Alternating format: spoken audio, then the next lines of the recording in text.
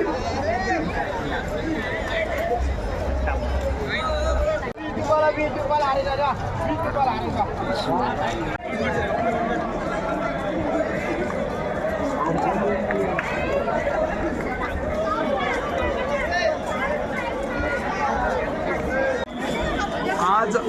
9 वर्षाची सुरुवात विदर्भाची प्रतिपंढरपूर म्हणून असलेल्या संतनगरी शेगाव येथून राज्याच्या कानाकोपऱ्यातून आलेले भाविक करत आहे। आपण इथे पाहू शकता की सकाळपासूनच इथे मोठी गर्दी आहे।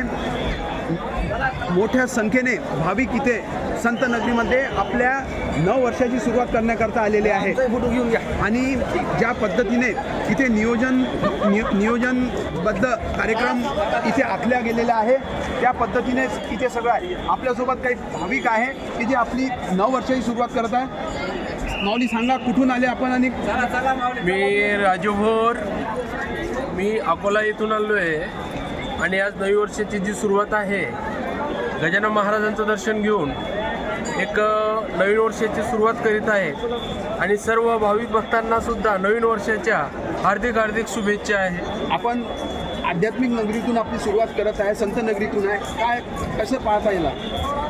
सर्वप्रथम गजानन महाराजांच्या दर्शनानुसार आध्यात्मिक म्हटल्यावरती फक्त बुलढाणा जिल्ह्यातच नव्हे तर संपूर्ण महाराष्ट्रामध्ये, संपूर्ण महाराष्ट्रातच नव्हे तर संपूर्ण देशातून इथं लोक येत असतात आणि आध्यात्मिकदृष्ट्या म्हणतोच आपण, त्याचबरोबर जे स्वच्छता आणि जीवनामध्ये एक चांगल्या प्रकारचं एक आरोग्यमय जीवन कसं जगायचं आणि एक चांगल्या प्रकारचं जीवन आणि इतरांसोबत कसं राहायचं, कसं चांगलं वागायचं अशी शिकवण जी गजानन महाराजांना थ्रो एक आध्यात्मिक माध्यमातून जी मिळालेली आहे। त्याचबरोबर गजानन महाराजांचे जे काही दर्शन हे म्हणजे नवीन वर्षाचं खरोखर एक स्वतःचं नशीबच म्हणावं लागेल की नवीन वर्षाची सुरुवात ही गजानन महाराजांच्या दर्शनातून होत असेल। तर निश्चित आपण पाहू शकता की अनेक भाविक राज्याच्या कानाकोपऱ्यातून इथे आलेले आहे। श्रींच्या चरणी ते आपली श्रद्धा सेवा अर्पण करत आहेत।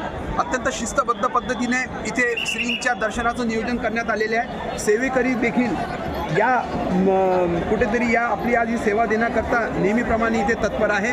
भाविकांना कोणताही इथे दर्शनाकरता त्रास होऊ नये याची खबरदारी इथे घेतल्या जात आहे आणि आपल्याला मुखदर्शन, श्रींचे दर्शन, कलश दर्शन या सर्व गोष्टी ज्या आहे इथे श्रींच्या दर्शनात करता आपल्याला दिसून येत आहे। तर एकंदरीत आज 9 वर्षाची सुरुवात प्रतिपंढरपूर असलेल्या संत नगरीमध्ये भाविक मोठ्या संख्येने इथे करत आहेत।